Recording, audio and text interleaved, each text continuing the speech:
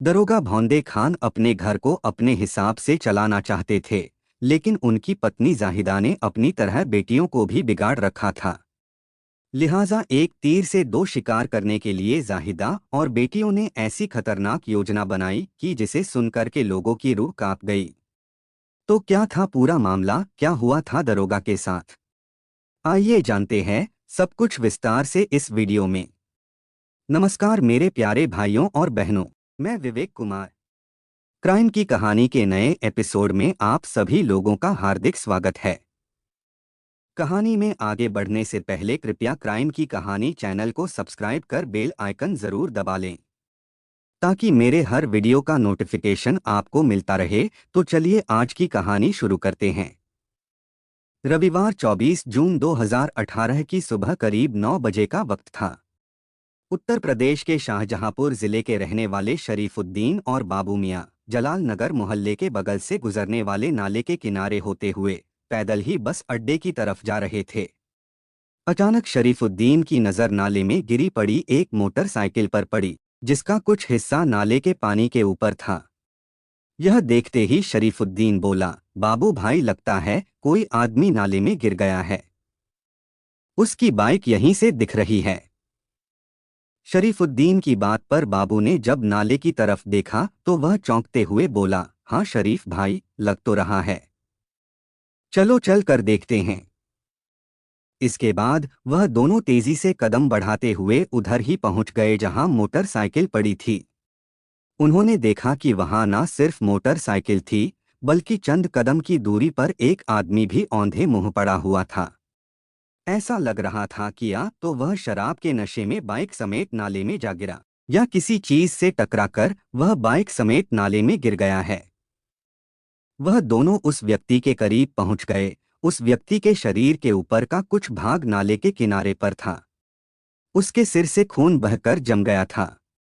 वह व्यक्ति कौन है जानने के लिए दोनों ने जैसे ही उसे पलट कर देखा तो बाबू के मुंह से चीख निकल गई, अरे बाप रे, ये तो अपने दरोगा जी भौंदे खान हैं। दरोगा भौंदे खान उर्फ मेहरबान अली उन्हीं के मोहल्ले में रहते थे। चल इनके घर जाकर खबर करते हैं, बाबू ने अपने साथी से कहा और उल्टे पांव अपने मोहल्ले की तरफ चल दिए।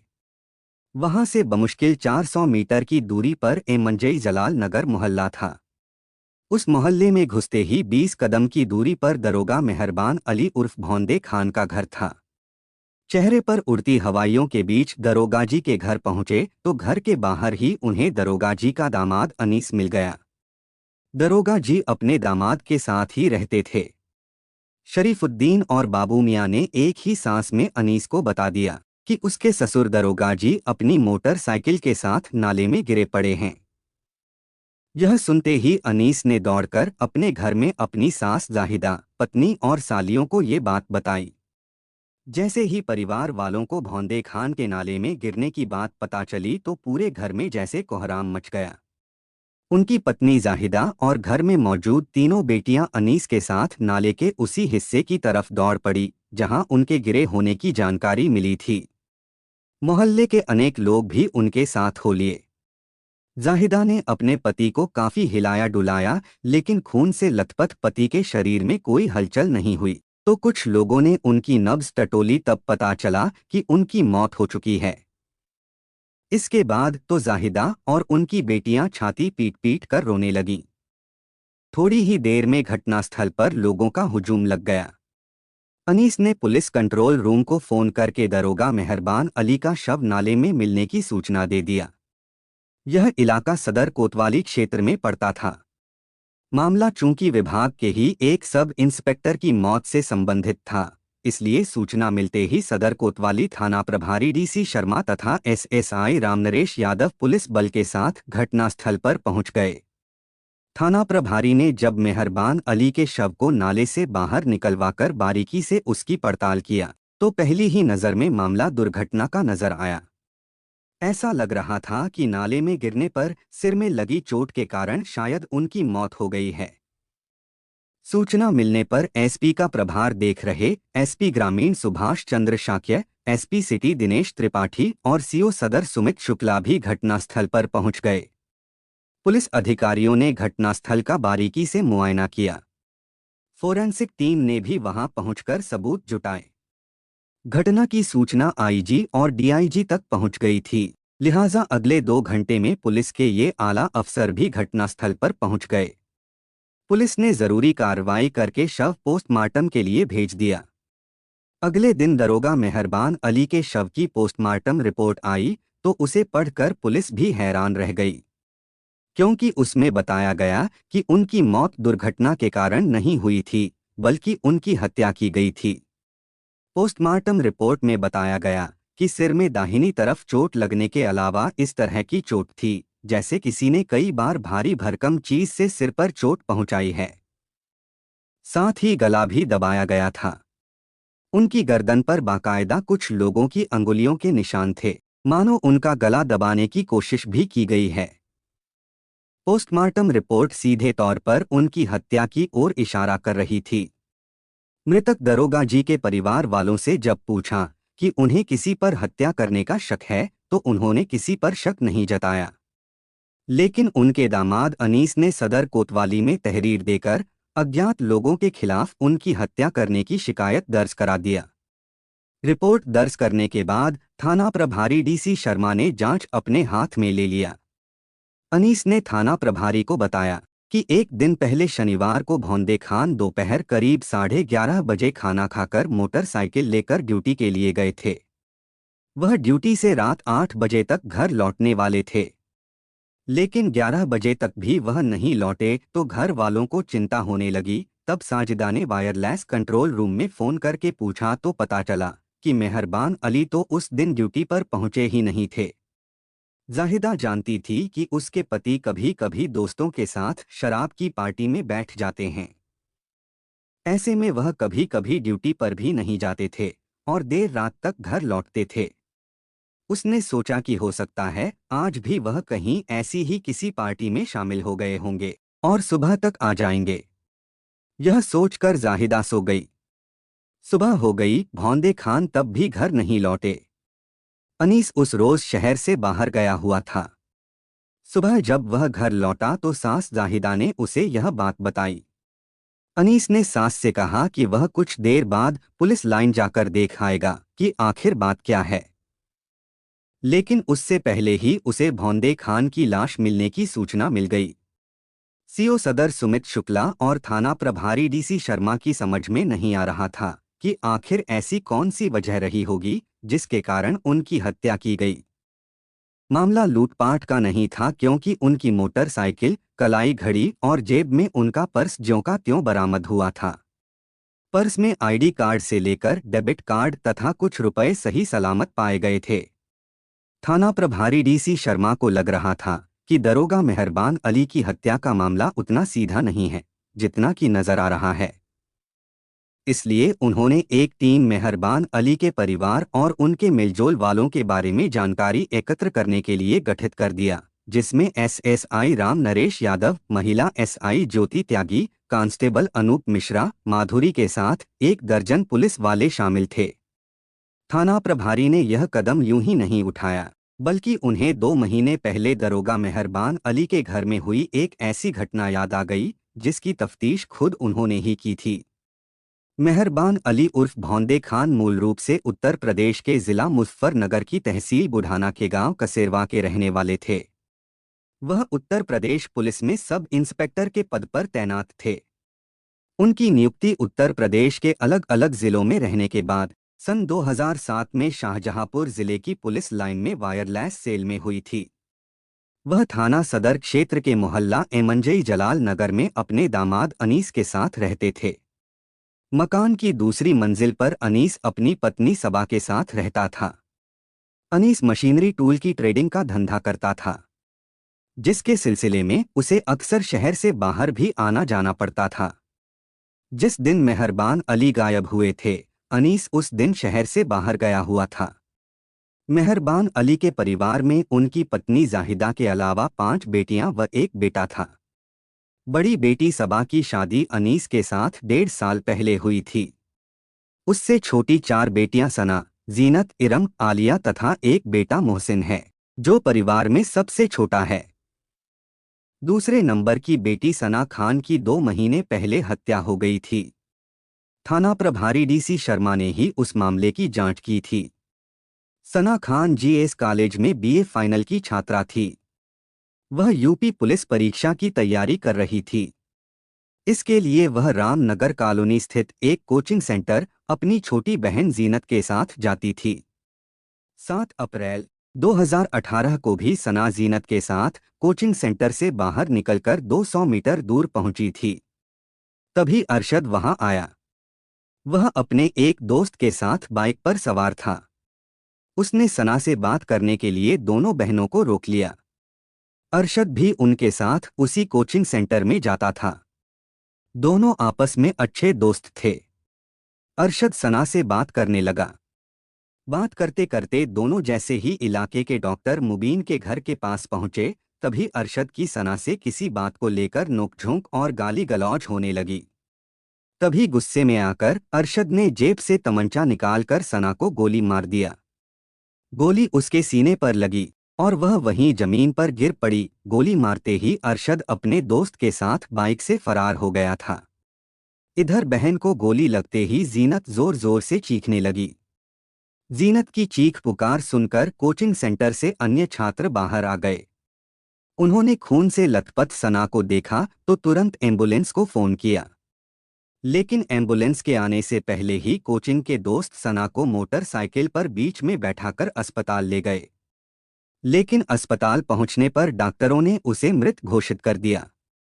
जिस इलाके में वारदात हुई वह सदर थाना क्षेत्र में आता है। सना के पिता मेहरबान अली चूंकि पुलिस में ही दरोगा थे, इसलिए थाना प्रभारी डीसी शर्मा ने मामले को गंभीरता से लिया। जीनत के बयान के आधार पर सना की हत्या की रिपोर्ट दर्ज की गई। अरशद नाम के जिस युवक ने सना को गोली मारी थी, उसके बारे में जानकारी हासिल करने में पुलिस को ज्यादा वक्त नहीं लगा। अरशद प्रतापगढ़ के थाना कन्हई के कठार गांव का रहने वाला था। उसके पिता जहीरुद्दीन सिद्दीकी भी उत्तर प्रदेश पुलिस में थे। अरशद के चाचा सौराब खां शाहजहांपुर में ही बतौर कांस्टेबल तैनात थे। अरशद उन्हीं के साथ रहता था। वह पुलिस लाइन में रहकर पुलिस सेना में भर्ती होने की तैयारी करता था। इसलिए वह रोजाना दौड़ लगाने के लिए पुलिस लाइन के परेड ग्राउंड में जाता था। उसी ग्राउंड में सना खान और उसकी बहन जीनत भी दौड़ने आती थी। वह भी पुलिस में भर्ती होने की तैयारी कर रही थीं। बातों ही बातों में अरशद की उनसे दोस्ती हो गई। सना मन ही मन अरशद को पसंद करने लगी और जल्द ही दोनों का अकेले में मिलना जुलना शुरू हो गया। लेकिन अरशद सना की बहन जीनत को ज्यादा पसंद करता था और उसी के साथ निकाह करना चाहता था। जीनत भी अरशद को चाहने लगी थी। अरशद जब जीनत के साथ हंसी मजाक करता तो सना को ये बात नागवार गुजरती थी। उसने इस बात पर अरशद को कई बार झिड़कते हुए कह दिया था कि वह उसे पसंद करती है, इसलिए वह उसकी बहन जीनत पर गलत नजर ना रखे। सना के कई बार ऐसा कहने पर एक दिन अरशद ने सना से साफ कह दिया कि वह उससे नहीं बल्कि जीनत को पसंद करता है और उससे निकाह करना चाहता है। इसके बाद से सना अरशद के जीनत से मेल जोल का विरोध करने लगी। इतना ही नहीं, उसने अपनी मां जाहिदा और पिता मेहरबान अली को भी यह बात बता दी थी, जिस पर जीनत को घर वालों से डांट भी पड़ी थी। जीनत ने यह बात अरशद को बताई तो अरशद ने सना की हत्या कराने का फैसला कर लिया। उसने सोचा कि सना के ना रहने पर उसे जीनत से मिलने में कोई बाधा नहीं आएगी। इस बारे में अरशद ने अपने गांव के बचपन के दोस्त सलमान से बात किया। सलमान अरशद का साथ देने के लिए तैयार हो गया और एक दिन उसने सना को गोली मार दिया। हत्याकांड की जानकारी मिलने के बाद सदर पुलिस ने अगले 24 घंटे में ही अरशद को गिरफ्तार करके उसके कब्जे से हत्या में प्रयुक्त 315 बोर का देशी तमंचा, 2 कारतूस और मोटरसाइकिल बरामद कर ली थी। अरशद से पूछताछ में पता चला था कि हत्या में मदद करने वाला उसका दूसरा साथी भी प्रतापगढ़ जिले के गांव कढ़ार का रहने वाला सलमान है, तो पुलिस ने सलमान की गिरफ्तारी के प्रयास करते हुए कई बार उसके ठिकानों पर दबिशें दिया, लेकिन सलमान हर बार पुलिस की पकड़ में आने से बचता रहा। आखिरकार एसपी सुभाष चंद्र शाक्य ने उसकी गिरफ्तारी पर 25,000 रुपये का इनाम घोषित कर दिया। जिसके एक हफ्ते बाद सलमान को सदर पुलिस ने रोडवेज बस स्टैंड से गिरफ्तार कर लिया। आरोपी को न्यायालय में पेश किया, जहां से उसे जेल भेज दिया गया। थाना प्रभारी डीसी शर्मा को अनायास सना की हत्या करने वाले कातिल अरशद का वह कबूलनामा भी याद आने लगा, जब उसने बताया था कि सना चाहती थी कि अगर वह उसके पिता मेहरबान अली को मार देने में उसकी मदद करे तो अनुकंपा के आधार पर उनकी नौकरी उसे मिल जाएगी। सना ने अरशद से ये भी कहा था कि यदि वह ऐसा कर देगा तो वह उससे शादी कर लेगी। अरशद ने ये भी बताया था कि सना ने उससे कहा था कि उसके पिता उसकी माँ और सभी बहनों के साथ न सिर्फ मारपीट करते हैं बल्कि सभी बहनों पर पाबंदियां भी लगाते हैं। लेकिन अरशद ने सना का ये ऑफर इसलिए ठुकरा दिया था क्योंकि वह सना से नहीं बल्कि उसकी बहन जीनत से प्यार करता था। उस वक्त तो थाना प्रभारी को लगा था कि अरशद शायद अपने बचाव में और सना को ही दोषी ठहराने के लिए झूठी कहानी गढ़ रहा है। लेकिन अब जबकि दरोगा मेहरबान अली की हत्या हुई तो उन्हें अरशद के उस बयान में सच्चाई नजर आने लगी। उन्हें लगने लगा कि संभव है मेहरबान अली की हत्या का राज कहीं ना कहीं उनके घर में ही छिपा है। अगली सुबह सबसे पहले उन्होंने पुलिस टीम के साथ मेहरबान अली के घर का दौरा किया। उन्होंने एक एक करके मेहरबान अली की पत्नी और उसकी बेटियों से पूछताछ किया। उन्होंने सभी से मेहरबान अली के शनिवार को घर से बाहर जाने का घटनाक्रम पूछा था। तो ना जाने क्यों मां बेटियों के बयानों में एक के बाद एक कई विरोधाभास नजर आए। किसी ने बताया कि वह दोपहर को खाना खाकर ड्यूटी चले गए थे। किसी ने बताया कि वह सुबह 10 बजे ही रात की ड्यूटी करके घर लौटे थे और शाम को घर से गए थे। यह भी पता चला कि उन्होंने रात को घर न लौटने पर पुलिस लाइन में फोन करके उनके घर न लौटने के बारे में पूछा था। लेकिन वहां से पता चला कि उस दिन मेहरबान अली ड्यूटी पर आए ही नहीं थे। थाना प्रभारी शर्मा ने एसएसआई राम नरेश यादव को पुलिस लाइन में बने वायरलेस कंट्रोल रूम भेजा तो उन्हें पता चला कि मेहरबान अली के बारे में जानकारी लेने के लिए उनकी पत्नी जाहिदा ने पुलिस लाइन में कोई फोन नहीं किया था। यह सुनकर थाना प्रभारी का शक यकीन में बदलने लगा कि हो ना हो मेहरबान अली के कातिल उनके घर में ही छिपे हैं। अपने शक को पुख्ता करने के लिए जब उन्होंने वायरलेस ऑफिस में मेहरबान अली की ड्यूटी का चार्ट निकलवाया तो जानकारी मिली कि मेहरबान अली इस सप्ताह रात की ड्यूटी पर तैनात थे। वह शुक्रवार की रात को ड्यूटी करके शनिवार सुबह अपने घर आए थे। डीसी शर्मा सोचने लगे कि अगर मेहरबान अली रात की ड्यूटी करके घर लौटे थे तो दोपहर 12:30 बजे वह भला दोबारा ड्यूटी पर क्यों जाएंगे। अब उन्हें लगने लगा कि मेहरबान अली को लेकर घर वाले झूठ बोल रहे हैं। इस झूठ का पर्दाफाश करना ही पड़ेगा। थाना प्रभारी पुलिस टीम और फॉरेंसिक टीम को लेकर एक बार फिर मेहरबान अली के घर पहुंचे। उन्होंने जब उनके घर व आसपास के घरों का निरीक्षण किया तो अनायास उनकी नज़र उनके घर के सामने वाले घर की छत पर लगे सीसीटीवी कैमरे पर पड़ी। संयोग से सीसीटीवी कैमरे की दिशा ऐसी थी कि मेहरबान अली के घर आने जाने वाला हर शख्स वीडियो में कैद हो सकता था। उन्होंने सीसीटीवी की फुटेज देखी तो अचानक मेहरबान अली हत्याकांड का पूरा सच सबके सामने आ गया। सीसीटीवी वीडियो में 23 जून 2018 को सुबह 9 बजे दरोगा मेहरबान अली घर के अंदर दाखिल होते दिखे थे। संभवतः वह उस वक्त अपनी ड्यूटी से लौटे थे। लगभग 1.5 घंटे बाद घर के अंदर दो अन्य लोग जाते दिखे, लेकिन देर रात तक वह दोनों वापस लौटते नहीं दिखे। इसके बाद रात होने तक कोई असामान्य बात नहीं दिखी। लेकिन रात को 10 बजे के बाद अचानक मेहरबान अली की पत्नी व बेटियों की असामान्य गतिविधियां दिखाई पड़ी। करीब 10 बजे मेहरबान अली की पत्नी जाहिदा दरवाजे तक आई, कुछ देर रोड पर इधर उधर देखा और लौट गई। उसके बाद कुछ देर बाद उसकी बेटी आलिया और इरम बाहर आई। उन्होंने भी गली में इधर उधर देखा और वहां रुककर मोबाइल देखती रहीं, फिर वापस घर में भीतर चली गईं। इसके बाद मेहरबान अली की बड़ी बेटी शबा भी बाहर आई और कुछ देर रुककर वह भी अंदर चली गई। इसके बाद जाहिदा फिर एक बार दरवाजे पर आकर लौट गई। फिर रात 10:40 पर घर के बाहर दो लोग जो सुबह घर के भीतर घुसे थे। वह एक बाइक पर मेहरबान अली को बीच में बैठाकर बाहर आते दिखाई दिए। घर से बाइक बाहर निकालने के लिए पीछे से जाहिदा और उसकी दो बेटियों को बाइक को धक्का लगाते देखा गया। जाहिदा फिर गली में आई। उसने देखा कि रोड पर कोई नहीं है, तो रास्ता साफ होने का इशारा करके बाइक को आगे ले जाने का उसने इशारा किया। इसके बाद दो लोग बाइक को लेकर चले गए। लेकिन हैरानी की बात यह थी कि इस दौरान मेहरबान अली का शरीर बेजान सा बीच में रखा था। सीसीटीवी फुटेज को देखकर ऐसा लग रहा था कि वह मेहरबान अली के मृत शरीर को मोटरसाइकिल पर ले जा रहे थे।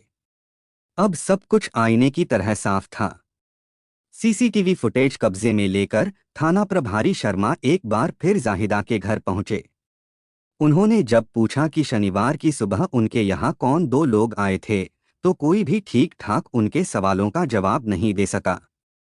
वह जानते थे कि कोई भी गुनहगार आसानी से अपना गुनाह नहीं कबूलता है। उन्होंने जाहिदा और उसकी बेटियों को पुरुषोत्तम आहूजा के घर से बरामद की गई सीसीटीवी फुटेज दिखाई तो उनके पास बचने का कोई बहाना नहीं रहा। थोड़ी सी डांट फटकार के बाद ही जाहिदा ने कबूल कर लिया कि अपने पति मेहरबान अली की हत्या उसने अपनी बेटियों के साथ साजिश रचकर भाड़े के दो हत्यारों से कराई थी और उनकी लाश को करीब 11 घंटे तक अपने कमरे में ही रखा। इस दौरान दोनों हत्यारे भी उनके साथ घर में मौजूद रहे। फिर मौका मिलने पर रात के अंधेरे में लाश फेंकी गई। जाहिदा से पूछताछ के बाद थाना प्रभारी डीसी शर्मा ने उसे व उसकी चारों बेटियों जीनत, इरम, आलिया तथा शादीशुदा बेटी सबा को उनके घर से गिरफ्तार कर लिया। पांचों को थाने लाकर उन्होंने उच्चाधिकारियों को हत्याकांड का खुलासा करने की सूचना दे दिया। इसके बाद SP Subhash Chandra Shakya, SP city Dinesh Tripathi और सीओ सदर सुमित शुक्ला के सामने मेहरबान अली हत्याकांड की साजिश बेनकाब हो गई। जाहिदा ने बताया कि उसके नाजायज संबंध मुजफ्फरनगर के गांव ताबली में रहने वाले अपने बहनोई फारूक से थे। उसके संबंधों की जानकारी जब मेहरबान अली को हुई तो उसने जाहिदा को समझाने बुझाने की कोशिश की, लेकिन बाद में जब जाहिदा नहीं मानी तो मेहरबान अली उसके साथ मारपीट करने लगे। इसलिए जाहिदा के मन में अपनी पति के लिए नफरत भर गई। इतना सब तो ठीक था, लेकिन जाहिदा ने अपनी बेटियों को भी अपने रंग में ढालना शुरू कर दिया। मेहरबान अली धार्मिक प्रवृत्ति के थे। उन्हें बेटियों का आधुनिक फैशन करना और बेपर्दा होकर घर से निकलना पसंद नहीं था। वह उनके आधुनिक फैशन पर रोक टोक लगाते थे। इसलिए उनकी बेटियां भी उनसे तंग थीं। वे भी अपनी मां की तरह चाहने लगीं कि ऐसे पिता उनकी जिंदगी में ना रहे। आए दिन मेहरबान अली की टोकाटाकी और अपने बहनोई से मेलजोल में बाधा बनने की वजह से जाहिदा ने करीब 6 महीने पहले अपने पति मेहरबान अली की हत्या कराने की साजिश रचनी शुरू कर दिया। वह इस बात की कोशिश कर रही थी कि किसी तरह पति रास्ते से हट जाएगा तो उनकी जगह अनुकंपा के आधार पर बेटी जीनत को नौकरी पर लगवा दिया जाएगा। इससे उसका रास्ता भी साफ हो जाएगा और परिवार की गुजर बसर भी होती रहेगी। पति की हत्या कराने के लिए जाहिदा ने 6 महीने पहले अपने बहनोई फारूक के गांव के रहने वाले तहसीन तथा कासिम से बात किया। वे दोनों फारूक के दूर के रिश्तेदार भी थे। जाहिदा ने उनसे 1 लाख रुपए में सौदा तय कर लिया। इसके लिए वह सही मौके का इंतजार करने लगी, जिसके लिए वह अक्सर उन दोनों से फोन पर बात करती रहती थी। इधर जीनत से एक तरफा प्यार करने के कारण अरशद ने जब सना की हत्या कर दिया तो मेहरबान अली ने पत्नी और बेटियों पर ज्यादा सख्ती करनी शुरू कर दिया। जाहिदा को लगा कि इस काम को अब जल्द अंजाम देना होगा। सना की भले ही हत्या हो चुकी थी, लेकिन वह जानती थी कि मेहरबान अली की मौत हो जाएगी तो जीनत को ये नौकरी मिल जाएगी। लिहाजा इसके लिए 23 जून 2018 को जाहिदा ने तहसीन और कासिम को फ़ोन करके मुजफ्फरनगर से शाहजहांपुर बुला लिया, क्योंकि उस दिन सुबह उसका दामाद अनीस शहर से बाहर जाने वाला था और उसके ना होने पर वारदात को अंजाम देना आसान था। जाहिदा के बुलाने पर तहसीन और कासिम शाहजहांपुर आ गए और सुबह करीब 10:30 बजे घर में पहुंचे। उस वक्त मेहरबान अली खाना खाकर रात की ड्यूटी से थका होने के कारण बिस्तर पर जा लेटे थे और जल्द ही गहरी नींद में सो गए। तहसीन और कासिम ने गहरी नींद में सोए हुए मेहरबान अली का गला दबा दिया।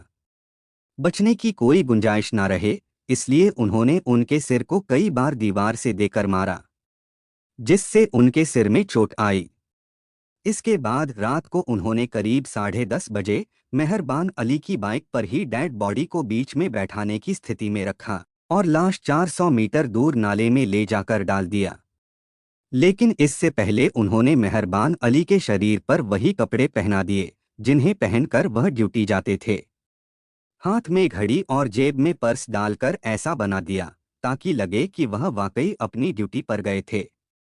जाहिदा ने अपने पति के वेतन में से 50,000 रुपये भाड़े के कातिलों को एडवांस के रूप में दे दिए।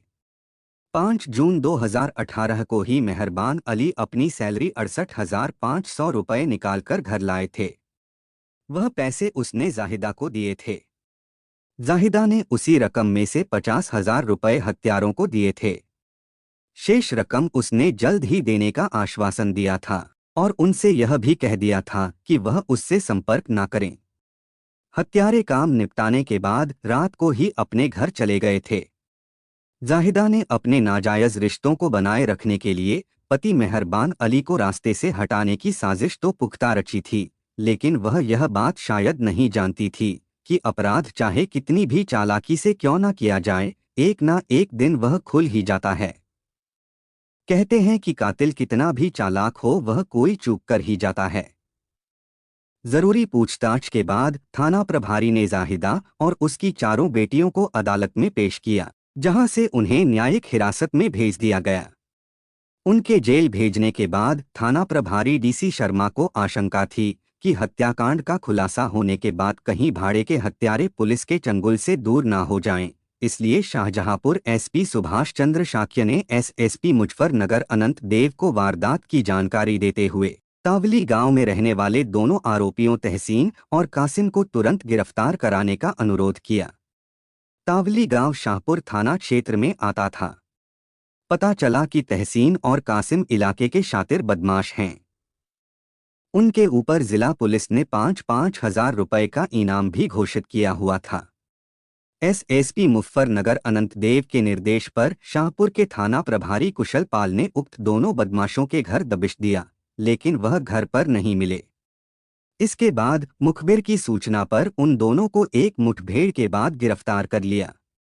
पूछताछ में कासिम और तहसीन ने बताया कि दोनों ने जाहिदा के कहने पर दरोगा मेहरबान अली की हत्या कर उनका शव नाले में डाला था। शाहजहांपुर पुलिस को जब उनके गिरफ्तार होने की जानकारी मिली तो उसने मुजफ्फरनगर पहुंचकर कोर्ट के द्वारा उन्हें हिरासत में ले लिया। बाद में वह उन्हें शाहजहांपुर ले आई। पुलिस ने रिमांड पर लेकर उनसे विस्तार से पूछताछ किया, फिर कोर्ट में पेश कर न्यायिक हिरासत में भेज दिया। कहानी को लास्ट तक सुनने के लिए आपका धन्यवाद।